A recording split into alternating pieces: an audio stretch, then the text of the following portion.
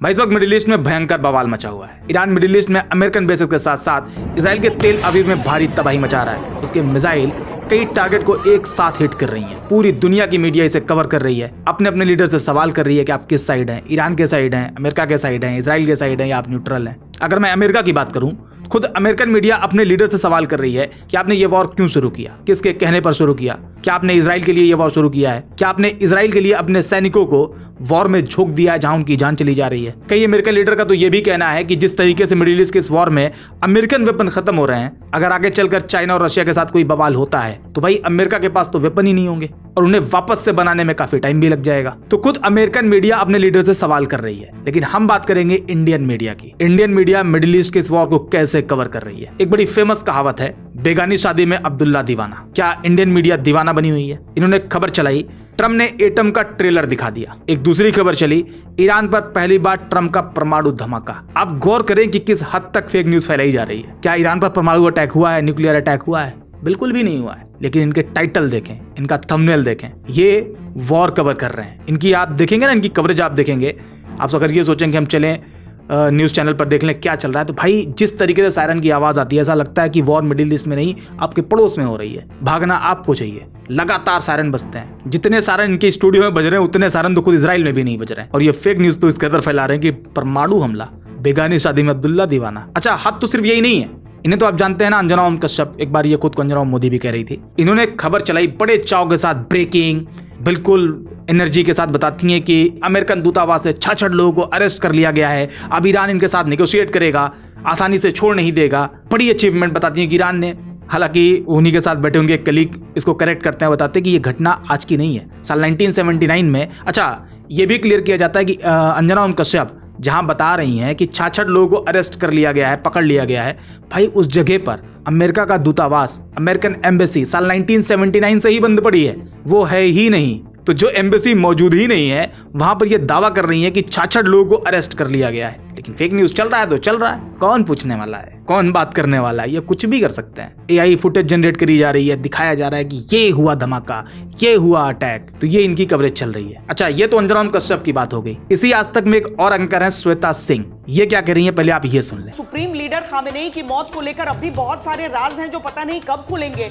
सब जानना चाहते हैं कि जिनके पास परिंदा भी पर नहीं मान सकता था, जिनको कोई कई दशक तक जाकर इजराइल अमेरिका मार नहीं पाए, उन तक इस बार युद्ध के पहले दिन ही कैसे सटीक हमला करके मिसाइल अटैक। ये बता रही हैं कि अभी अली खामनेई की मौत की कई और परतें हैं, कई और राज जो खुलने बाकी हैं, इनको कुछ भी नहीं पता है, ठीक। लेकिन अब इन्हीं की कलीग इसी आज तक में अंजना ओम कश्यप क्या बता रही है, पहले आप वो सुन ले, फिर मैं आगे आपको बताता हूँ। 27 फरवरी की रात को यह तय हुआ कि अगर अमेरिका इजराइल ने खामेनेई को मारने से पहले तेहरान पर हमला किया तो खामेनेई अपने खुफिया बंकर में जाकर छिप जाएंगे।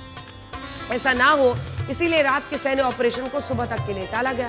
ये तय हुआ कि पहले खामेनेई और उनकी जो टॉप लीडरशिप है उसको मारा जाएगा, इसके बाद ईरान पर हमले किए जाएंगे, यानी डीकैपिटेशन ऑफ टॉप लीडरशिप। सुबह हमले से पहले तेहरान में लीडरशिप कंपाउंड के बाहर लगे सीसीटीवी कैमरों को हैक करके पता लगाया गया कि वहां बैठक के लिए कौन कौन आ रहा है। जब इस बात की पुष्टि हो गई कि अयतुल्ला खामेनेई वहां मौजूद है, तो आसपास के मोबाइल टावर्स को भी जैम कर दिया गया। ऐसा इसलिए किया गया ताकि खामेनेई तक कोई सूचना ही ना पहुंच सके।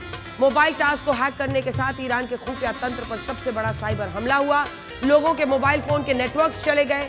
इससे पहले कि कोई कुछ समझ पाता, इजराइल के लड़ाकू विमानों ने 2 घंटे तक 30 बॉम्ब दागकर ईरान के सुप्रीम लीडर। ये बता रही हैं कि अली खामनेई को कैसे मारा गया, कैसे बॉम्ब गिराए गए। आपको नहीं लगता कि जैसे ही बम गिराया गया होगा, ये प्लान बन रहा था 27 फरवरी को, तो ट्रम्प उठे होंगे मीटिंग से, उन्हें याद आया होगा, अरे भाई पहले तो अंजना जी को बताना है। उन्होंने फोन किया होगा, अंजना को सारी चीज बताई होगी कि हम ये प्लान कर रहे हैं, ऐसे ऐसे करेंगे, हमने ये हैक कर लिया है और अब हम अटैक करने वाले हैं। पूरी ब्रीफिंग इनको दी होगी, एक एक पॉइंट सिलसिलेवार तरीके से इनको बताया होगा। कितने कॉन्फिडेंस के साथ ये बता रही हैं कि ऐसे ऐसे हुआ है। भाई अभी अमेरिका और इजराइल, उन्होंने भी ऐसे पॉइंट टू पॉइंट नहीं बताया कि हमने क्या क्या किया, कैसे किया है। लेकिन अंजना ओम कश्यप को सब कुछ पता है, जबकि इन्हीं की कलीग श्वेता सिंह कह रही हैं कि अभी कई और परतें खुलने बाकी। भाई अब क्या बचा है? अंजना जी को सब कुछ बता दिया है ट्रम्प और नेतन्याहू ने, अब कुछ बचा हुआ ही नहीं है। आपको अंजना जी से बात करनी चाहिए श्वेता जी, आपको ये पता चल जाएगा कि क्या हुआ था, कैसे हुआ था। अच्छा, भी नोटंकी चल रही है, स्टोरी बताई जा रही है, स्टोरी। ऐसा लग रहा है कि ये मौके पर मौजूद थी, या तो जैसा भी आपको बताया कि ट्रम्प ने इन्हें ब्रीफ किया है, अंजना जी को सारी जानकारी दी गई है। खैर आगे बढ़ते हैं। यही अंजना जी जो अभी बता रही थी ना कि अमेरिका और ट्रंप ने क्या क्या किया, कैसे प्लान बना। अब यही अमेरिका से सवाल कर रही हैं, मतलब कभी इस साइड कभी उस साइड, कुछ समझ में आ नहीं रहा है इनका। पहले आप इसे भी सुन लें। अमेरिका खुद को दुनिया की सबसे बड़ी सुपर पावर कहता है, लेकिन हकीकत तो यह है कि उसने हमेशा अपने हितों को साधने के लिए लोकतंत्र, मानवाधिकार, क्षेत्रीय सुरक्षा, शांति की आड़ लेकर कई देशों की संप्रभुता को कुचला है। अमेरिका वही देश है जिसने दूसरे विश्व युद्ध के दौरान जापान के हिरोशिमा नागासाकी पर परमाणु हमला किया। परमाणु खतरा, परमाणु खतरा, परमाणु खतरा, लेकिन एकमात्र देश विश्व का जिसने आज तक परमाणु हमला किया है, कौन? अमेरिका। ये वही हमला था जिसमें 1.5 लाख लोग जलकर खाक हो गए थे, लेकिन अमेरिका ने कहा कि यह हमला जरूरी था। दुनिया अमेरिका से कुछ नहीं कह पाई। इसके बाद वियतनाम युद्ध, अमेरिका ने बम गिराया जिसमें कई बच्चों की खाल तक पिघल गई थी, लेकिन तब भी दुनिया ने अमेरिका से सवाल नहीं पूछा, और पूछा भी तो बस बातचीत होती रही। अमेरिका पर सैंक्शंस नहीं लगते। साल 1953 में अमेरिका ने इसी ईरान में चुनी हुई सरकार को दखल करके हटवा दिया। वहां अपने हितों के लिए राजशाही को सत्ता की कुर्सी दिला दी, और तब भी दुनिया में कोई कुछ नहीं बोल पाया। इसके बाद साल 2001 से लेकर 2021 के बीच 20 सालों तक अमेरिका ने अफगानिस्तान में आतंकवाद और तालिबान के खिलाफ युद्ध लड़ा, लेकिन बाद में इसी तालिबान को यही अमेरिका अफगानिस्तान की सत्ता सौंपकर भाग गया। तब भी किसी ने अमेरिका से सवाल नहीं पूछा, जबकि अफगानिस्तान में इस युद्ध के दौरान 2.5 लाख मुसलमान मारे गए। साल 2003 में इराक के साथ भी अमेरिका ने यही किया, और इराक के पास वेपन्स ऑफ मास डिस्ट्रक्शन होने का आरोप लगा दिया। ये सद्दाम हुसैन, लेकिन बाद में ये दावे भी साबित नहीं हुए और इराक में सद्दाम हुसैन को फांसी दे दी गई, और उस वक्त भी अमेरिका से किसी ने कोई सवाल नहीं पूछा। इसके बाद 2011 में लिबिया में गद्दाफी के साथ भी यही हुआ, पूर्व राष्ट्रपति निकोलस मादुरो के साथ भी यही हुआ, और अब ईरान में भी अमेरिका रेजिम चेंज के नाम पर युद्ध लड़ रहा है। लेकिन मैं यहाँ अंजना जी से काफी हद तक सहमत हूँ। भाई अमेरिका लोकतंत्र के नाम पर, पीस के नाम पर पूरी दुनिया में बवाल मचा रहा है, और मचा भी चुका है। कई लोगों को मार चुका है, colonel Gaddafi, Saddam Hussein, Ayatollah Ali Khomeini, कई एग्जाम्पल हैं इसके। अफगानिस्तान, वियतनाम, कई एग्जाम्पल भरे पड़े हैं। लेकिन मुझे ये समझ में नहीं आ रहा है कि ये बात अंजना जी कैसे कर रही हैं। इनका स्टांस तो ये है ही नहीं फिलहाल। अगर ये कर रही हैं, कहीं से भी कर रही हैं, हालांकि ये स्क्रिप्ट पढ़ रही हैं, कहीं से भी कर रही है, स्क्रिप्ट जिसने भी लिखी है ये वाकई पढ़ रही हैं, तो ये भी ठीक है, चलो कम से कम पढ़ दो रही हैं। वरना बीच में ये भी बताती कि ये जो क्या ही कहा जाए यार, ये इंडियन मीडिया है। चलिए एक स्टेप और आगे बढ़ते हैं। अभी तक आपने श्वेता को देख लिया, अंजना को देख लिया, एक और महान है भाई, महान एंकर चित्रा त्रिपाठी। ये क्या कह रही हैं, पहले आप ये भी सुन लें। हमारे देश के विपक्षी दलों को कम से कम इजराइल के विपक्षी नेताओं से ये जरूर सीखना चाहिए कि जब देश हित की बात हो तो वहां पर अपनी राजनीति पीछे रखनी चाहिए। ये मिडिल ईस्ट वॉर में भी अपने ही विपक्ष को, कांग्रेस को कोस रही हैं। उनको सीखना चाहिए। सीखना तो इन्हें चाहिए कि मीडिया सवाल किससे कर रही है। इस वॉर के बीच में भी अमेरिकन पार्लियामेंट में ट्रंप के खिलाफ वोटिंग होती है, हालांकि ट्रंप उसमें जीत जाते हैं। इस वॉर के खिलाफ वोटिंग करी जाती है, वहां का विपक्ष इस पे वोटिंग करवाता है, और ये बात कर रही है कि सीखना इजराइल से चाहिए। अगर मैं इजराइल की ही बात कर लूं तो इजराइल में भी कई लोग सवाल खड़े कर रहे हैं, लेकिन ना ही अमेरिका में ना ही इजराइल में उन्हें देशद्रोही बताया जा रहा है, उन्हें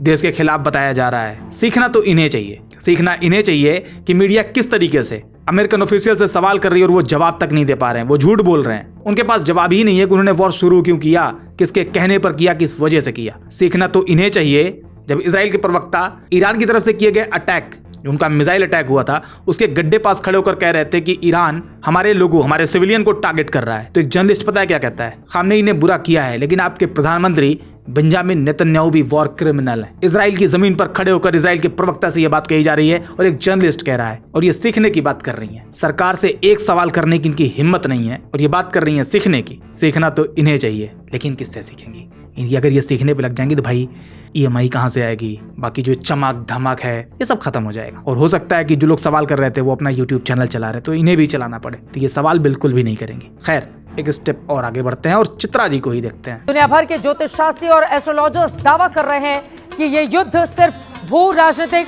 न्यूक्लियर टेंशन और ट्रंप की नीतियों से नहीं भड़का, बल्कि इसके पीछे ईरान की कुंडली के भी दोष हैं। ज्योतिष विज्ञानियों का कहना है कि युद्ध के बिल्कुल बीचों बीच चंद्र ग्रहण की टाइमिंग सिर्फ संयोग नहीं हो सकती। पूरी दुनिया तो यही समझ रही थी कि अमेरिका और इजराइल ने जो अटैक किया है, उनका कहना है, उनके मुताबिक, कि ईरान एटॉमिक वेपन बनाने में, परमाणु हथियार बनाने के बिल्कुल करीब पहुंच चुका था। उनके पास इतने यूरेनियम हो चुके थे कि वो बम बना सकते थे। ये भी कहा जा रहा है कि अमेरिका ईरान के लोगों को आज़ादी दिलाना चाहता था, खुमैनी के रिजीम को खत्म करना चाहता है, इसलिए उन्होंने अटैक किया। और उनके हिसाब से ये अटैक करना जरूरी था। उसके पीछे कई रीजन थे, जो रीजन बताए गए हैं, जिसमें खास करके ईरान का atomic power, atomic plant, Iran की बढ़ती मिसाइल पावर, ईरान की IRGC, ईरान का समुद्र में बढ़ती ताकत, स्ट्रेट ऑफ हॉर्मुज पर ईरान का कब्जा। तो कई वजह थी जो बताया जा रहा है कि इस वजह से इजराइल और अमेरिका ने अटैक किया है। ये पूरी दुनिया जानती है, जबकि असल हकीकत ये नहीं है। असल हकीकत तो चित्रा जी बता रही हैं। कुंडली में दोष है ईरान के, ग्रहण लगा हुआ था, इस वजह से योग सही नहीं था, इस वजह से अमेरिका ने अटैक कर दिया है। तो दुनिया में जो कुछ भी हो रहा है उसकी कुंडली खराब है। वॉर के पीछे की ये है असली वजह। तो ये है चित्रा जी का ज्ञान। मजा आ रहा है ना? मजा लीजिए भाई। आपको तो पता नहीं होगा कि वॉर किस लिए शुरू हुआ था। ये है असली वजह, ईरान की कुंडली खराब है।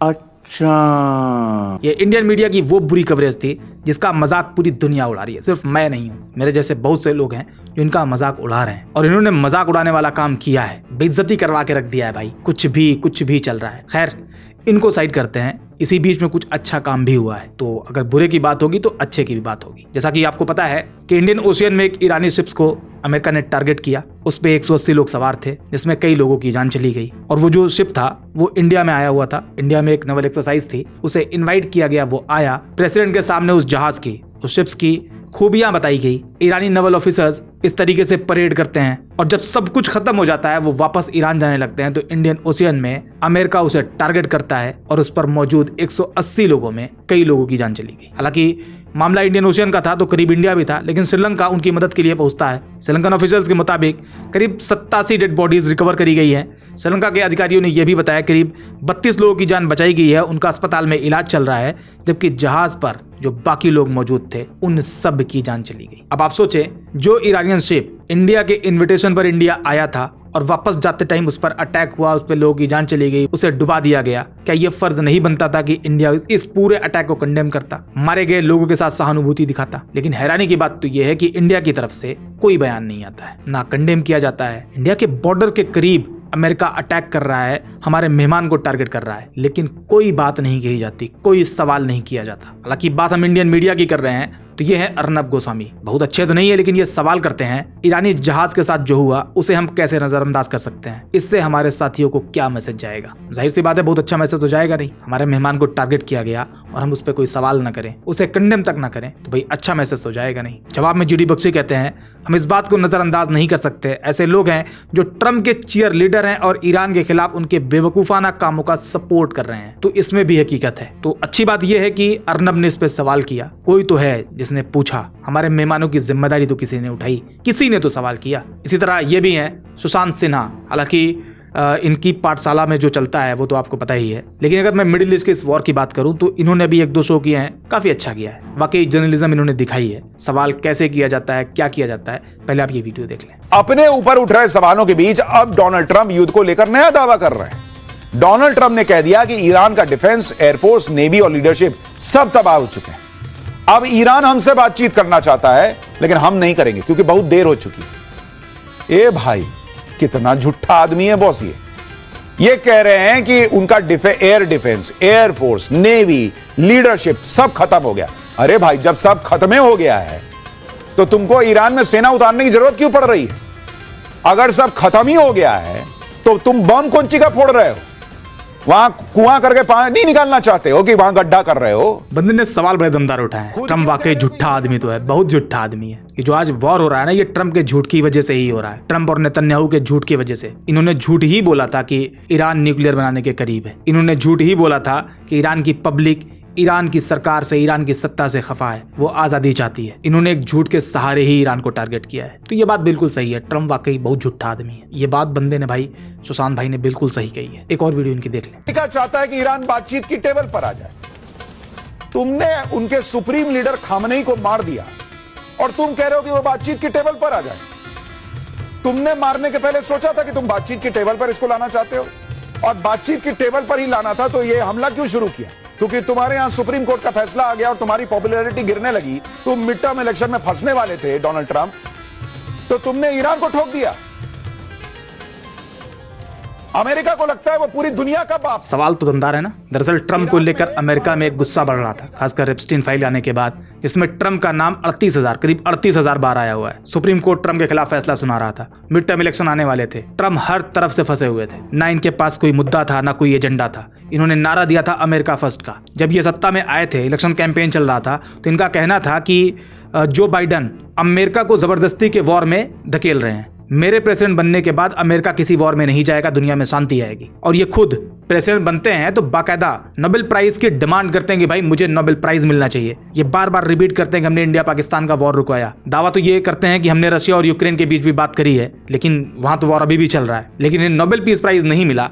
नोबेल प्राइज नहीं मिला तो ये इजराइल के साथ मिलकर ईरान में खुद बवाल मचाने आ गए, अटैक करने आ गए, और इन्हें चाहिए नोबेल पीस प्राइज। तो ये हर तरफ से घिरे हुए थे। इनके पास कोई जवाब नहीं था, कोई ऑप्शन नहीं था। ट्रंप ऐसे ही वॉर में नहीं आए। नेतन्याहू के ऊपर भी केस चल रहा है, उनके खिलाफ भी फैसला आने वाला है। एक तो साला ये एप्स्टीन फाइल जो है ना, ये कई लोगों की गर्दन इजराइल के हाथों में दे दी है। इजराइल जिसे चाहता है गला दबा के कुछ भी करवा लेता है। ट्रंप इजराइल के कहने पर अगर ईरान के साथ वॉर में आए हैं, जैसा कि सुशांत ने बताया कि बातचीत चल रही थी, ईरान टेबल पर मौजूद था, बावजूद इसके अमेरिका ने अटैक किया। क्यों किया? जब बातचीत हो रही थी, डिप्लोमेटिक रास्ता निकाला जा रहा था, तो आपने अटैक क्यों किया? तो जवाब वही है, Epstein file, mid term election, America में बढ़ता ट्रंप को लेकर लोगों का गुस्सा, ये सारी वजह बनती है जो आज ईरान पर अटैक हुआ है। इन्होंने उसी निशान को फॉलो किया है जो इराक के टाइम पर किया गया था। इराक पर भी इसी तरीके से झूठे आरोप लगाए गए, फलाना हथियार है कहकर इराक को तबाह कर दिया गया। और अब सेम काम ईरान में हुआ। ईरान न्यूक्लियर बॉम्ब बनाने के करीब है ये कहकर अटैक कर दिया गया। तो यहाँ पर सुशांत भाई का सवाल बिल्कुल जायज है। मैं बाकी पाठशाला में इनका सपोर्ट नहीं कर रहा, मैं इनकी बात नहीं कर रहा है, तो बाकी क्या कहीं यार, है तो बड़े ही लेकिन यहाँ पर इन्होंने सवाल वाकई दमदार किए हैं। अच्छी जर्नलिज्म करी है, इसके लिए मैं इन्हें मुबारकबाद भी दूंगा और ये उम्मीद भी करूंगा कि आगे भी भाई अपनी जर्नलिज्म को जिंदा रखें। काहे इतना चाटते हो यार? एक अच्छा काम करते हो, लोग तारीफ करते हैं। तारीफ पसंद है कि गाली? अपने इस वीडियो के नीचे जाओ, कमेंट देख लो, बाकी वीडियो पे जाके देख लो, समझ में आ जाएगी पब्लिक चाहती क्या है। तुम्हें सम्मान चाहिए या पैसा, फैसला तुम ही कर लो सुशांत भाई। हालांकि जब तुम इंडिया टीवी में थे ना, तो उस टाइम तुम्हारी जर्नलिज्म कुछ और थी। आज तुमने जो किया है वो कुछ और है, और इस बीच में जो तुम कर रहे थे अभी भी करोगे, हम ये नहीं कह रहे तुम नहीं करोगे, वो कुछ और है। तो पब्लिक तुम्हें क्या समझती है, तुम्हारा कमेंट बॉक्स बताता है, खुद देख लिया करो कभी कभी। खैर आगे बढ़ते हैं। अभी आपने चित्रा जी को देखा जो ये बता रही थी कि ईरान की कुंडली खराब है, तो अब एक और वीडियो देख लें। ये देखें, ये संभल में नेतन्याहू की लॉन्ग लाइफ के लिए हवन किया जा रहा है। क्यों किया जा रहा है, इनको भी देख लें। ये है परमहंस, आचार्य जगत गुरु परमहंस। ये नेतन्याहू की फोटो लगाकर मंत्र जाप कर रहे हैं। क्यों कर रहे हैं भाई? इजराइल जो ये यहूदी हैं, ये गौमांस भी खाते हैं, ये मूर्ति पूजा का विरोध भी करते हैं। पूरे इजराइल में एक भी मंदिर नहीं है, कुछ भी नहीं है। जो इंडियंस होते हैं ना, उनको लेकर इनकी राय अगर आप कभी सुनेंगे तो आपको समझ आएगा। लेकिन फिर भी ये नेतन्याहू की लॉन्ग लाइफ के लिए हवन कर रहे हैं, ये मंत्र जाप कर रहे हैं। क्यों कर रहे हैं? इसके पीछे ऐसा नहीं है कि नेतन्याहू से बड़ी मोहब्बत करते हैं, सिर्फ इतना कि नेतन्याहू मुसलमानों को टारगेट कर रहा है, मासूम मुसलमानों को मार रहा है, मुस्लिम बच्चों को, मुस्लिम बच्चियों को। ईरान पर अभी अटैक हुआ है ना, स्कूल में 160 बच्चियों की जान चली गई। ये दिलों में इतना बुग्ज भरा हुआ है, इतनी नफरत भरी हुई है कि इन्हें इस बात से कोई फर्क नहीं पड़ता है। लॉन्ग लाइफ का हवन किया जा रहा है। परमहंसी हैं, इन्होंने आगे कहा था कि यही ट्रंपवा मोदी जी के ऊपर काला जादू कर दिया है। सुन ले, आप भी सुन ले। ऐसा कैसे हो गया? लेकिन तब तक एक खबर मिली कि देश के माननीय रक्षा मंत्री श्री राजनाथ सिंह जी ने बड़ी गोपनीय बात बताया। उन्होंने कहा कि मोदी जी के बढ़ते हुए प्रभाव को दुनिया ने देख करके कुछ तंत्र मंत्र करा करके वशीकरण किया है। तभी हम समझ गए कि जरूर दाल में काला है। हम ध्यान लगाए ये तो पता चला बता रहा है कि मोदी जी के ऊपर तंत्र मंत्र करके वशीकरण किया गया, और उसके सामने इतने सारे माइक लगे हुए, मीडिया के माइक लगे हुए हैं। क्या कोई पलट के सवाल नहीं कर रहा है? कोई उनसे पूछ नहीं रहा है कि भाई आप ये क्या कर रहे हो? क्यों बेइज्जत कर रहे हो भारत को? क्यों इंडिया का मजाक बना रहे हैं आप लोग? तो ये है हमारी मीडिया का हाल। पूरी दुनिया अपने लीडर से सवाल कर रही है, और हम, जैसा कि आपको बताया, बेगानी शादी में अब्दुल्ला दीवाना, इंडियन मीडिया दीवाना बनी हुई है। फेक न्यूज की भरमार है, AI वीडियोस जो हैं भरी पड़ी हैं। लोग आते हैं, न्यूज चैनल देखते हैं, उनकी सोच होती है कि भाई देखें कि मिडिल ईस्ट में क्या हुआ, ईरान में क्या हुआ, इजराइल में क्या हुआ, अमेरिकन बेसिस को क्या हुआ। तो ये सायरन बजाते हैं, बिल्कुल पैनिक माहौल दिखाते हैं, AI फुटेज के साथ, फेक वीडियोस के साथ बताते हैं कि ये हो गया, वो हो गया, न्यूक्लियर अटैक हो गया, न्यूक्लियर धमाका हो गया। भाई खबर दे दो यार, न्यूज दे दो, ऑथेंटिक न्यूज दे दो, जो तुम्हारा काम है। अपना काम करने के बजाय मिर्च मसाला लगाकर लोगों को गुमराह करना बंद करो। उम्मीद करते हैं ये वीडियो आपको पसंद आई होगी। अगर हाँ तो लाइक और शेयर जरूर करें। बाकी मिलते हैं नेक्स्ट वीडियो में एक और इंटरेस्टिंग टॉपिक के साथ।